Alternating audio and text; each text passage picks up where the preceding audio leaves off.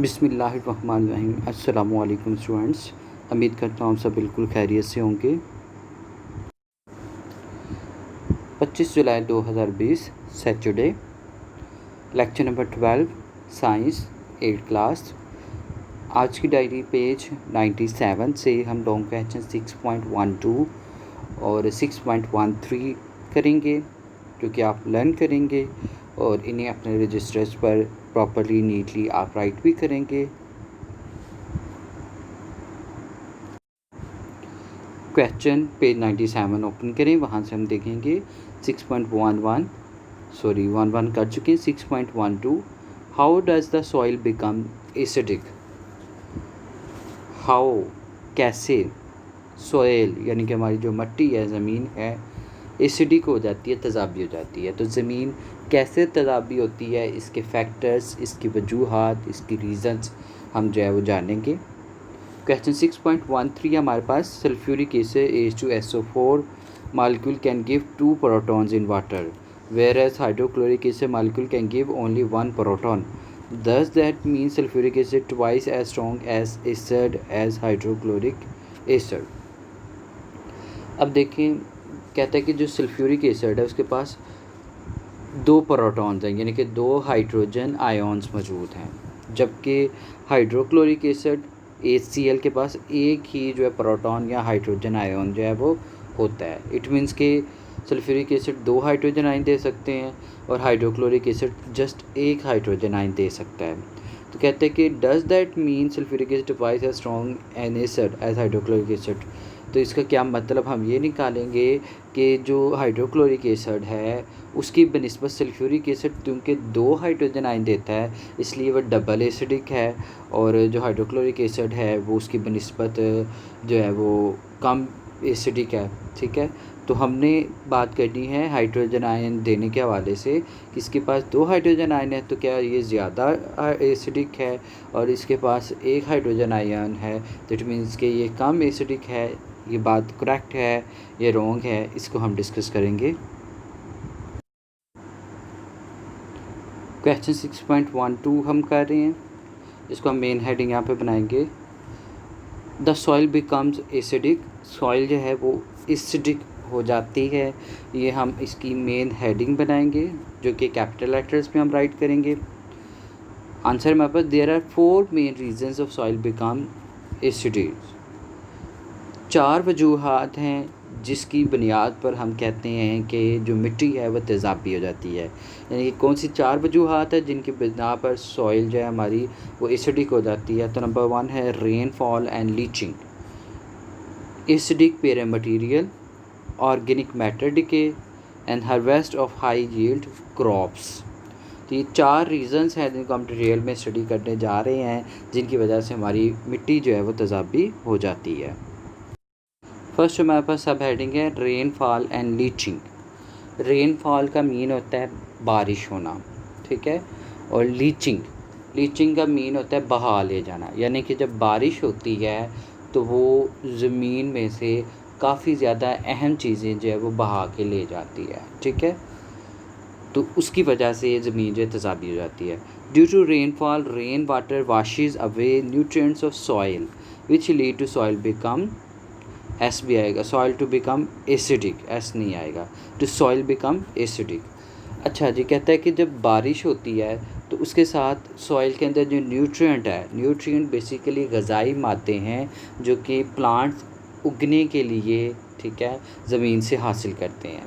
ठीक है, तो ज़मीन में से कहते हैं कि न्यूट्रिएंट जब बारिश होती है तो उसके साथ बारिश के पानी के साथ वाशिश हुए, यानी कि वहाँ से निकल कर जो है वो बह जाते हैं। ठीक है, और वहाँ से निकल कर जो है वो मिट्टी के साथ जो है, पानी के साथ मिट्टी जाती है और मिट्टी जो है वो नदी नालों दरियाओं में चली जाती है, और इस तरह से अहम ग़िज़ाई मादे जो ज़मीन के अंदर मौजूद थे वो ज़मीन को जो है वो नॉर्मल रखने का बायस थे। ठीक है, न्यूट्रल रखने का बायस थे। जब वो मिट्टी में से निकल कर चले जाते हैं तो उसकी वजह से कहते हैं कि तेज़ाबी मिट्टी जो है वो तेज़ाबी हो जाती है। तो एक ये रीज़न होगी हमारे पास।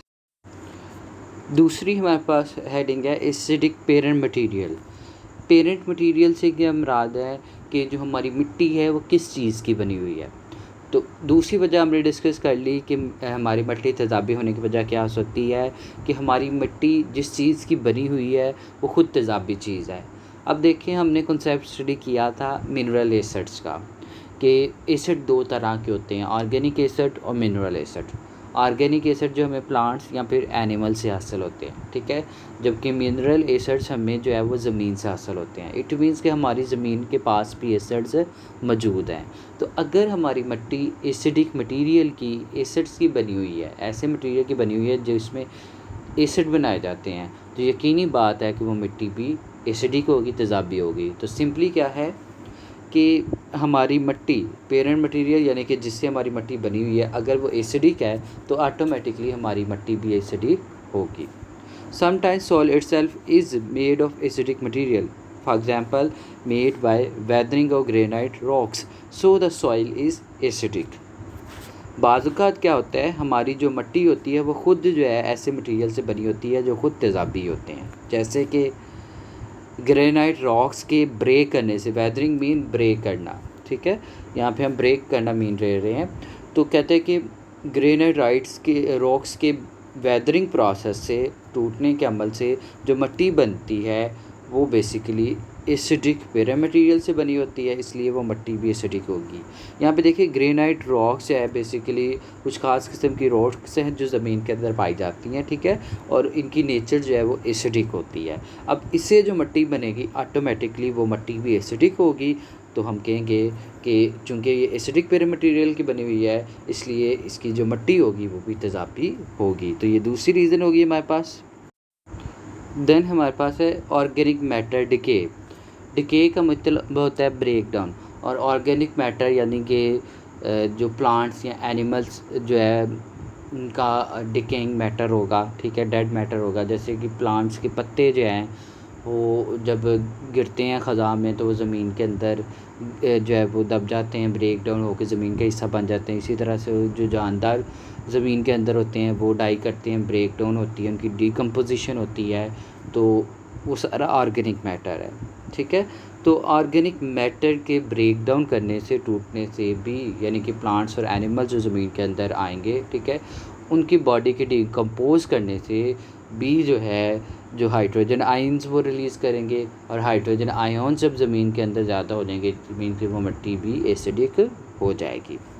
तो organic matter decay is which produces hydrogen ions, ठीक है, विच इंक्रीजेज एसिडिटी इन सॉइल, ठीक है। तो ऑर्गेनिक मैटर जब डिकम्पोज होगा, टूट फूट का शिकार होगा, डिके करेगा, तो वो हाइड्रोजन आयन देगा, ठीक है, और उस हाइड्रोजन आयन्स की वजूहात की आयन देने की वजह से वो मिट्टी जो है वो एसिडिक हो जाएगी, ठीक है, उसमें तेज़ाबियत ज़्यादा हो जाएगी। तो ये तीसरी वजह हमारे पास आ गई। Harvest of high yield crops.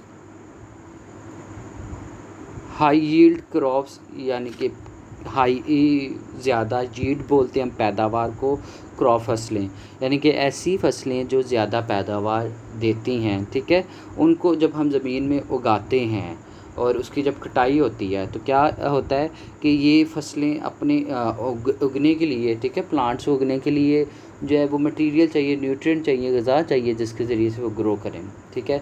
जैसे हम खादें डालते हैं ताकि जो प्लांट्स है वो बेहतर तौर पे ग्रो कर सकें, ठीक है। इट मीन्स कि अगर हम खादें नहीं डालेंगे तो क्या होगा कि प्लांट ज़मीन से जो है न्यूट्रिएंट हासिल करेंगे, अपनी ग़िज़ा हासिल करेंगे, ठीक है। और कुछ न्यूट्रिएंट ऐसे भी होते हैं जो ज़मीन को नॉर्मल रखते हैं, तो वही न्यूट्रिएंट जब आप प्लांट्स ले लेंगे तो क्या हो जाएगा, ज़मीन के अंदर उन न्यूट्रिएंट्स की कमी हो जाएगी, और उन न्यूट्रिएंट्स की कमी की वजह से हमारी ज़मीन जो है वो तेज़ाबी हो जाएगी। हार्वेस्ट का मीन होता है उसके जो कटिंग प्रोसेस होता है, फसलों को जब काटा जाता है। High yield crops absorb lots of basic elements, for example the calcium, magnesium for its growth which lead to acidity in soil। अब क्या है, कहते हैं कि हाई यील्ड क्रॉप्स यानी कि वो फसलें जो ज़्यादा पैदावार देते हैं, यानी कि बहुत फलती फूलती हैं, ठीक है। इट मीन्स कि वो ज़्यादा जो है न्यूट्रिएंट भी ज़मीन से लेंगी, ठीक है, तो वो अब्जॉर्ब करते हैं बहुत से एलिमेंट जैसे कैल्शियम और मैग्नीशियम को ज़मीन से, ठीक है, अपनी ग्रो करने के लिए, बढ़ने के लिए।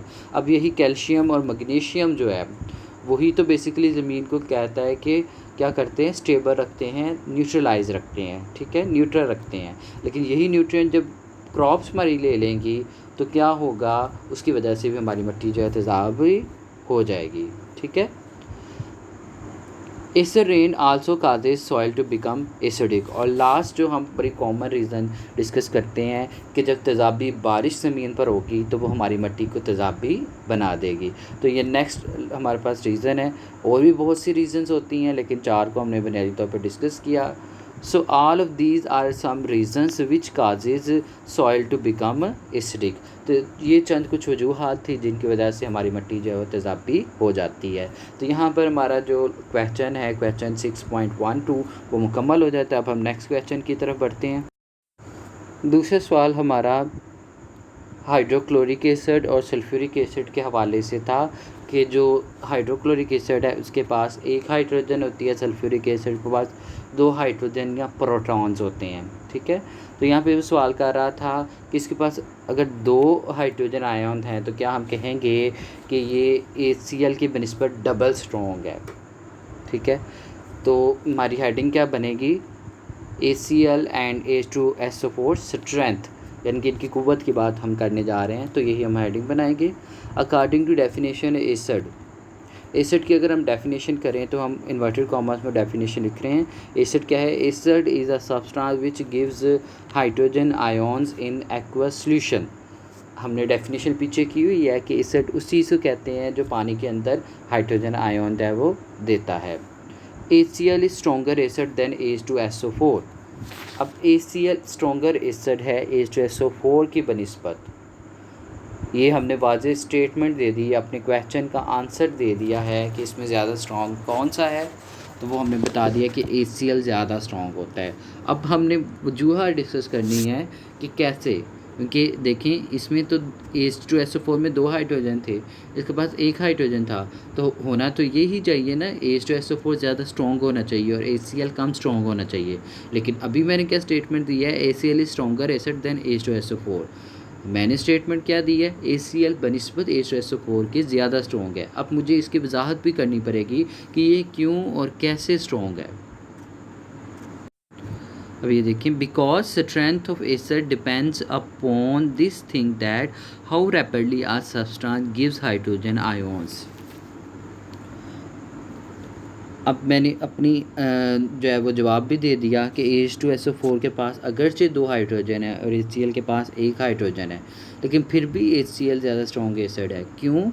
क्योंकि जो स्ट्रेंथ है किसी एसिड की वो इस चीज़ पे डिपेंड करती है कि कितनी स्पीड के साथ कितना बेहतर तौर पर वो आयनाइज हो सकता है और कितने बेहतर तौर पर वो हाइड्रोजन आयन दे सकता है। इट मीन्स कि HCl और H2SO4 को दोनों को अलग अलग पानी के बीकर के अंदर पानी जो एक बर्तन में डालकर हम अगर इन एसिड्स को डालते हैं तो HCl ज़्यादा जल्दी अपने हाइड्रोजन आयन देता है बनिस्बत H2SO4 के। अब डिपेंड किस पे करता है, H पॉजिटिव आयन जो ज़्यादा देता है, ठीक है, उस पर डिपेंड करता है ना। तो HCl जब पानी के अंदर डाला जाता है तो वो ज़्यादा हाइड्रोजन आयन देता है बनिस्बत H2SO4 के, ठीक है। इसलिए हम कहेंगे कि HCl स्ट्रॉन्ग एसिड है। इट मीन्स कि मैंने जो बात कही कि H2SO4 के पास 2 हाइड्रोजन आयन है, HCl के पास 1 हाइड्रोजन आयन है, ये बात तो करेक्ट है कि जिसके पास हाइड्रोजन आयन ज़्यादा होंगे वो ज़्यादा जो एसिडिक होगी। लेकिन हमने ये बात भी जहन में रखनी है कि कौन हाइड्रोजन आयन ज़्यादा देता है, ठीक है। अब देखिए H3PO4 जो फास्फोरिक एसिड है उसके पास 3 हाइड्रोजन आयन होते हैं, लेकिन वो HCl और H2SO4 दोनों की बनिस्बत वीक एसिड है। क्यों? क्योंकि वो इतना बेहतर तौर पर हाइड्रोजन आयन नहीं दे सकता, अपने तीनों हाइड्रोजन आयन बेहतर तौर पर नहीं दे सकता, इसलिए वो एक इतना अच्छा और स्ट्रॉन्ग एसिड नहीं है, ठीक है। तो मेरी जो आंसर है उसकी वजह क्या बनी इसकी कि HCl स्ट्रॉन्ग एसिड है H2SO4 की, तो उसकी वजह क्या बनी कि HCl ज़्यादा तेज़ी के साथ बेहतर तौर पे हाइड्रोजन आयन देता है पानी के लिए साथ, इसलिए जो है ये ज़्यादा एसिडिक होता है। इट मीन्स कि वो पिछली स्टेटमेंट मैंने रॉन्ग करार दे दी। इसके बाद HCl rapidly dissociate and give its hydrogen ion so it is stronger than H2SO4, क्योंकि HCl जो है डिसोशिएट का मीन होता है ब्रेक्स, यहाँ पे आप लिख सकते हैं ब्रेक्स, ठीक है। HCl तेज़ी के साथ ब्रेक करता है और हाइड्रोजन आयन दे देता है, इसलिए मेरे नज़दीक जो है H2SO4 के बनिस्बत जो है वो HCl ज़्यादा स्ट्रॉन्ग एसिड है। But H2SO4 does not give its hydrogen ions easily, लेकिन मेरे नज़दीक क्या है कि सल्फ्यूरिक एसिड हाइड्रोजन आयन उतनी आसानी के साथ नहीं दे सकता जितनी आसानी के साथ HCl दे सकता है। Although it is correct to say that a substance which give more hydrogen ions will be more acidic, but strength of acid also depends on this fact that how easily it gives hydrogen ions. अगरचे ये बात दुरुस्त है कि एक substance जो है ज़्यादा हाइड्रोजन आयन रखती है और ज़्यादा हाइड्रोजन आयन देती है तो वो ज़्यादा एसिडिक होगी, लेकिन किसी भी एसिड की स्ट्रेंथ इस चीज़ पे भी डिपेंड करती है कि कितनी आसानी के साथ वो हाइड्रोजन आयन देता है। यानी कि मेरा कहने का मतलब है कि H2SO4 के पास 2 हाइड्रोजन है, तो बात तो यही निकलती है कि हाइड्रोजन आयन जो है इसके पास 2 हैं तो ज़्यादा स्ट्रॉन्ग एसिड होगा। लेकिन दूसरी बात भी मेरी जहन में रखनी है कि कितनी आसानी के साथ कोई एसिड हाइड्रोजन आयन देता है, उसकी बिना पर हम कहते हैं कि वो कितना अच्छा एसिड है। तो ओवरऑल मैं इसी नतीजे पर पहुंचाता हूं इस बात को कि HCl स्ट्रॉन्ग एसिड है, H2SO4 इसके बनिस्बत वीक एसिड है। अगरचे H2SO4 के पास 2 हाइड्रोजन और HCl के पास 1 हाइड्रोजन या प्रोटॉन होता है, ठीक है, हाइड्रोजन आयन या प्रोटॉन होता है, लेकिन चूँकि HCl ज़्यादा जल्दी बेहतर तौर पर आसानी से हाइड्रोजन आयन दे सकता है, इसलिए HCl एक स्ट्रॉन्ग एसिड है, ठीक है। तो ये हमारा ओवर हो गया आज का वर्क।